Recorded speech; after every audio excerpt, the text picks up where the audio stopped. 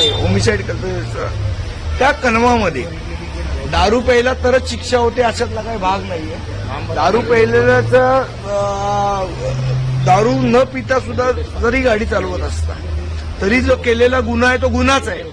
दारू प्यायला म्हणून गुन्हा आहे आणि दारू नाही प्यायला तर गुन्हा नाही अशातला काही भाग नाही. त्यामुळे त्यांचा आणि प्लस डिजिटल पुरावे सुद्धा पोलिसांनी गोळा केलेले आहेत. त्या संदर्भातली सुद्धा माहिती त्यांनी दिलेली आहे. मला असं वाटतं त्यांचा तपास योग्य रीतीने चाललाय आणि आम्हाला खात्री आहे की मुंबई पोलीस त्याला कडकात कडक त्याच्यावर कारवाई करतील. या प्रकरणात राजकीय असतं कसं वाटतं? मला तरी आता कुठे दिसत नाही. आम्ही जे पोलिसांची बोलत ना मला तरी कुठे वाटणार. हिंदी में जानना चाहेंगे अजून एक रिक्वेस्ट आहे. आम्हाला पोलिसांवर विश्वास आहे.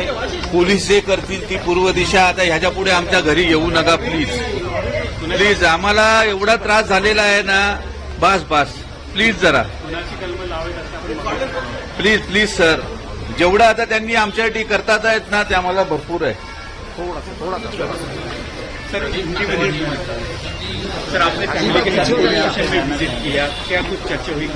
देखिए हमने जिस प्रकार का तपास चल रहा है उसके बारे में पूरी जानकारी जो उनकी फैमिली थी उनको पुलिस ने दी है.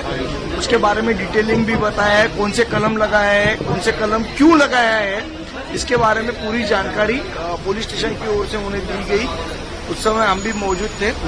और भले जो एक मुद्दा आ रहा है कि 48 आवर्स के बाद अगर अल्कोहल पिया है तो मिलेगा या नहीं मिलेगा, लेकिन जो उन्होंने बताया 304 कलम जो लगा है, अगर दारू भी नहीं पिया है, ये प्रूव भी नहीं हुआ, तो भी जो गुना हुआ है उसके पूरे टेक्निकल एविडेंसेस उनके पास मौजूद है और वो हिसाब से वो प्रूव कर सकते. कोई पॉलिटिकल प्रेशर आपको लग रहा है कि बचाने की कोशिश? मुझे तो ऐसा कोई दिख नहीं रहा.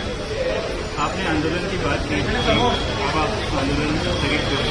बिल्कुल, क्योंकि हमने कहा यही था कि अगर वो जब तक अरेस्ट नहीं होता तब तक हम धरने पे बैठेंगे. लेकिन अभी अरेस्ट हुआ है और पुलिस